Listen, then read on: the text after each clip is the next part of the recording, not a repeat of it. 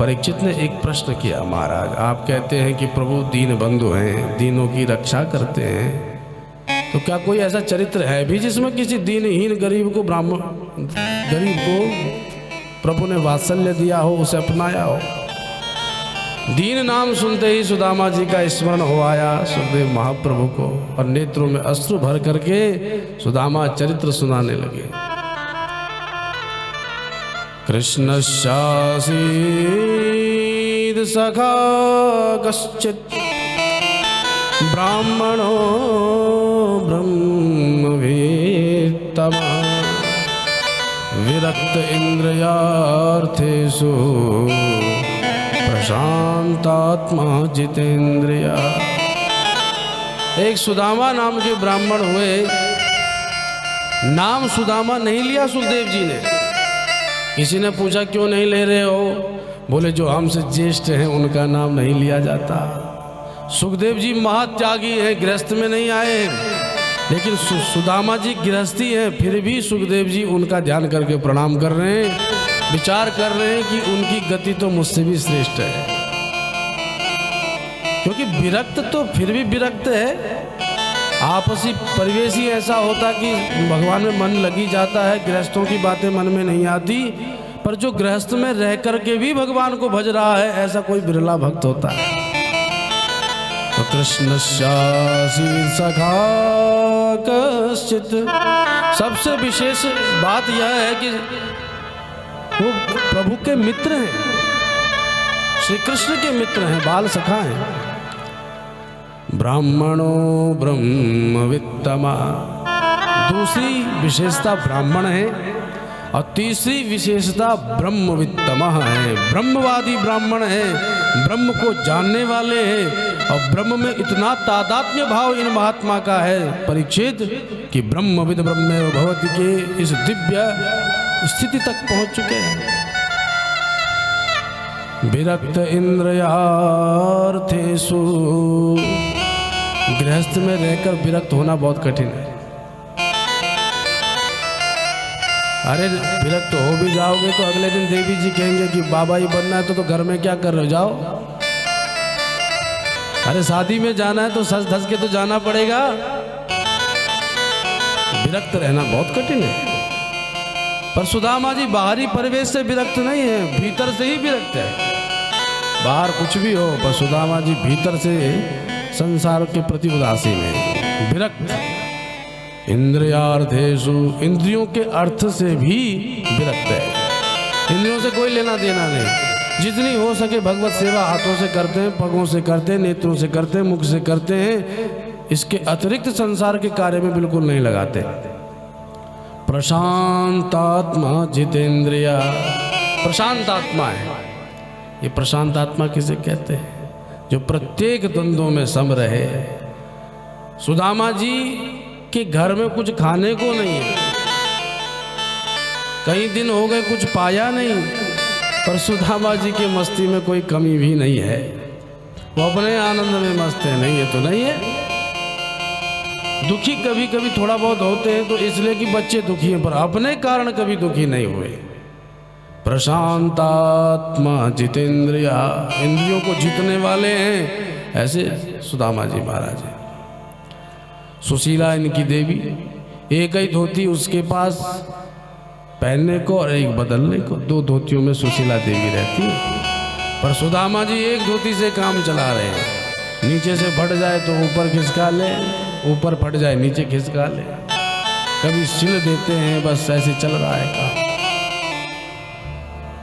इतनी गरीबी श्री सुदामा जी के यहाँ। भगवान ने देखा मेरा भक्त कभी मुझे नहीं पुकारता, तो एक दिन भगवान ही पहुंच गए संत महात्मा का वेश धारण करके द्वार पर, भिक्षाम देहि। सुदामा जी तो ध्यान में मस्त थे, पर सुशीला भागी हुई चली गई बाहर, और बाहर जाकर के देखा तो बाबा खड़े हैं। बाबा जी हमारे घर में कुछ देने को नहीं है, कुछ देने को नहीं। झूठ मत बोलो देवी, तुम्हारे घर में कैसे नहीं हो सकता? बोले क्यों? जब है ही नहीं तो हम असत्य को क्यों बोलेंगे? बोले मुझे तो विश्वास नहीं होता, क्योंकि तुम्हारे पति तो द्वारकानाथ के मित्र हैं, तो तुम्हारे यहाँ कौन सी कमी हो सकती है? इसका मतलब तुम देना नहीं चाहती हो।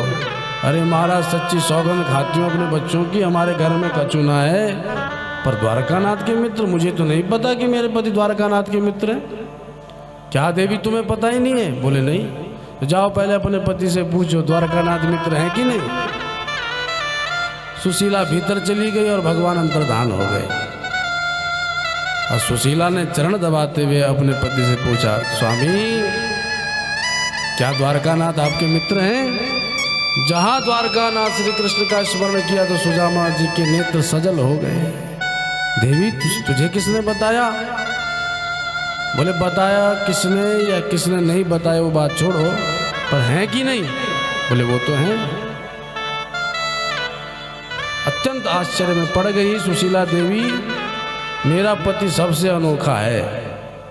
अरे किसी मंत्री से भी हाथ मिलाते फोटो खींच जाए तो लोग उसको अपने बेडरूम में सजाते हैं कि दुनिया भी देखे हम उस मंत्री से मिले थे।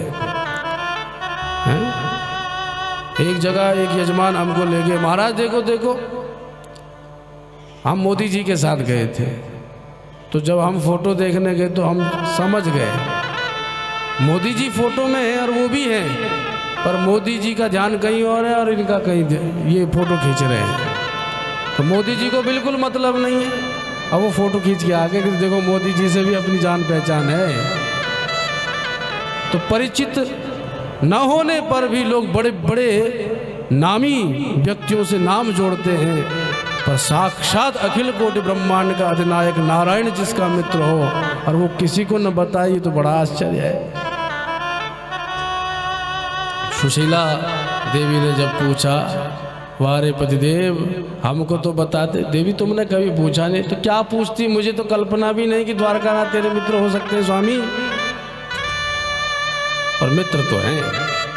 तो सुशीला देवी ने तत्क्षण कहा कि जब द्वारकानाथ तुम्हारे मित्र हैं तो फिर यहाँ क्या कर रहे हो? जाओ द्वारकानाथ के पास कुछ मांग के लेके आओ। अरे कुछ नहीं तो हमारे ताई एक धोती, बच्चों के ताई कुछ खाने पीने का सामान तो लाओ। जहाँ ये कहा सुदामा जी बोले, देवी अब कुछ मत कहना, मित्र से मिलने जाऊंगा और कुछ मांगने जाऊंगा, ये मित्रता है? मैं अगर मांगने की बात करोगी देवी तो मैं कभी मित्र से मिलने नहीं जाऊंगा। सच्ची बताऊं सुशीला, जब से तूने भी द्वारका नाथ का नाम लिया है तब से मुझे अपने मित्र से मिलने की तीव्र उत्कंठा हो रही है, पर अगर मांगने के लिए कहोगी तो मैं कभी नहीं जाऊंगा। मन से तो मैं उसके दर्शन करता ही हूँ। बोले मन से दर्शन करना छोड़ो, कभी तन से भी मिल आओ। अच्छा स्वामी आपको कुछ नहीं मांगना, मत मांगना, पर दर्शन कर लो। अरे लोग कहाँ कहाँ से जगन्नाथ पहुँच जाते हैं, तुम भी चले जाओ। ठीक है देवी। ऐसा विचार करके सुदामा जी कहने लगे, देवी जाऊंगा तो कुछ तो ले जाना चाहिए, क्योंकि मित्र के यहाँ, गुरु के यहाँ, प्रभु के यहाँ खाली हाथ नहीं जाना चाहिए, कुछ ना कुछ लेके जाना चाहिए। कई लोग तो सोचते हैं कि ठाकुर जी के पास गए हैं तो फटा नोटी चढ़ाएं, कहीं नहीं चढ़ रहा है तो, और ठाकुर जी उसमें गदगद हो रहे हैं, अरे इसने चढ़ाया ही तो है, चाहे फटा चढ़ाया चाहे सिला चढ़ाया, चढ़ा मुझे रहा है, उसी पर मुग्ध हैं हरि। पर ले जाओ कुछ ना कुछ, प्रभु के यहाँ, मित्र के यहाँ, गुरु के यहाँ जाना चाहिए। 7 घरों से चावल मांग करके लाई, और वो चावल अलग ही दिख रहे हैं, कोई साबुत है, कोई टूटे हैं, कोई कणके हैं। सब चावलों को मिला करके एक फटी धोती की पोटली बनाई और सुदामा जी को थमाई, और सुदामा जी चल पड़े उस पोटली को लेकर के। बोलो सुदामा जी महाराज की।